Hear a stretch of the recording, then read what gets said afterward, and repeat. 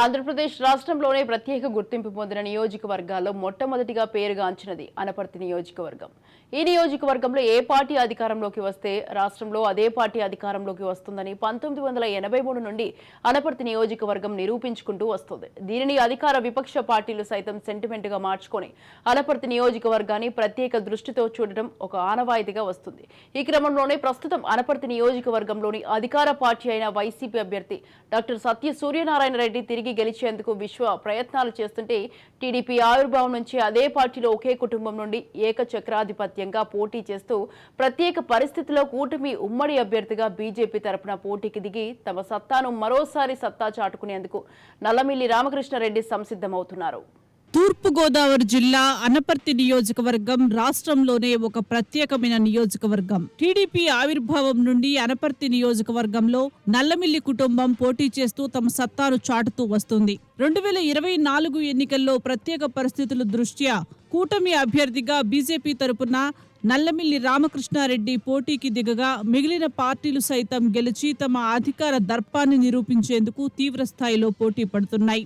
ఈ నియోజకవర్గంలో 4 మండలాలు 58 గ్రామాలతో సుమారు 2,23,383 పైగా ఓటర్లు ఉన్నారు. టీడీపీ ఆవిర్భావం నుండి నల్లమిల్లి మూలారెడ్డి పోటీ చేయగా 4 పర్యాయాలు శాసనసభ్యులుగా గెలుపొంది అనపర్తికి తన సేవలందించారు. 2014లో నల్లమిల్లి మూలారెడ్డి తనయుడు నల్లమిల్లి రామకృష్ణారెడ్డి రాజకీయ అరంగేట్రం చేసిన మొట్టమొదటి ప్రయత్నంలోనే సుమారు 1373 ఓట్ల మెజారిటీతో గెలుపొందారు. గెలుపొందిన అనంతరం రైతులకు అనపర్తి నియోజకవర్గంలోనే ప్రాణహితమైన చాగల్నాడు ఎత్తిపోతల పథకాన్ని అప్పటి ముఖ్యమంత్రి చంద్రబాబు నాయుడుతో మాట్లాడి ఈ చాగల్నాడు ఎత్తిపోతల పథకాన్ని పునఃప్రారంభించి రైతులకు అందించి నీటి ఎద్దడిని తొలగించారు. 40,000 ఎకరాలకు పైగా పంట భూములు నీటి ఎద్దడితో అల్లాడుతున్న పరిస్థితిని గమనించిన తక్షణమే 10 కోట్ల రూపాయలను మంజూరు చేయించి ఎత్తిపోతల పథకాన్ని తిరిగి పూర్వ వైభవం తీసుకువచ్చారు.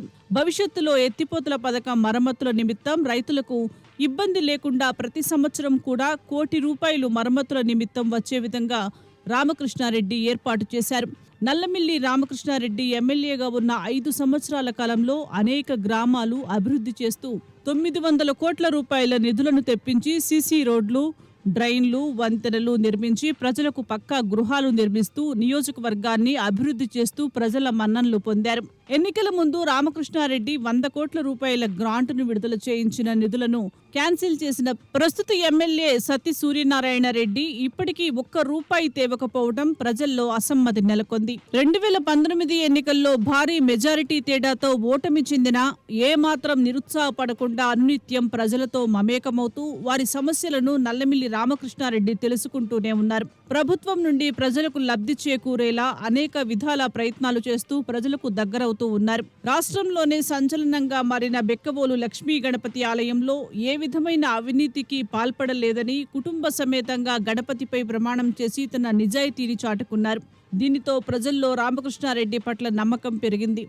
అనునిత్యం ప్రజల తరపున నిలబడి అనపర్తి వైసీపీ ఎమ్మెల్యే సత్య సూర్యనారాయణ రెడ్డి అవినీతి అక్రమాలపై అనునిత్యం పోరాటం చేయడాన్ని తెలుసుకున్న టీడీపీ అధిష్టానం రామకృష్ణారెడ్డిని కీలక సభ్యునిగా రాష్ట్ర ఉపాధ్యక్షులుగా నియమిస్తూ నిర్ణయం తీసుకుంది.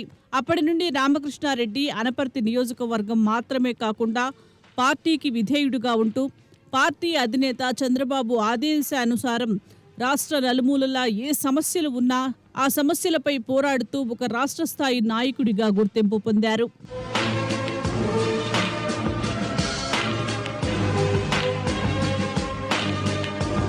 ప్రస్తుత అనపర్తి ఎమ్మెల్యే డాక్టర్ సత్య సూర్యనారాయణ రెడ్డి ₹10 డాక్టర్గా ప్రజలకు ఎంతో చేరువయ్యారు. 2014 సార్వత్రిక ఎన్నికల్లో ఓటమి పాలైన 2019లో 54,000 భారీ ఓట్ల మెజారిటీతో గెలుపొంది తన సత్తాను చాటారు. శాసనసభ్యునిగా ఎన్నికైన నాటి నుండి అనుచరులను దూరం చేసుకుంటూ పార్టీ పట్ల తమ పట్ల నియమ నిబద్ధత కలిగిన నాయకులను దూరం చేసుకోవడంతో ప్రజల్లో మొదటి నుండి ఎమ్మెల్యే సూర్యనారాయణ రెడ్డి పట్ల విశ్వాసం సన్నగిల్లింది. ఆయనపైనే విమర్శలే అధికంగా రావటం గమనార్హం.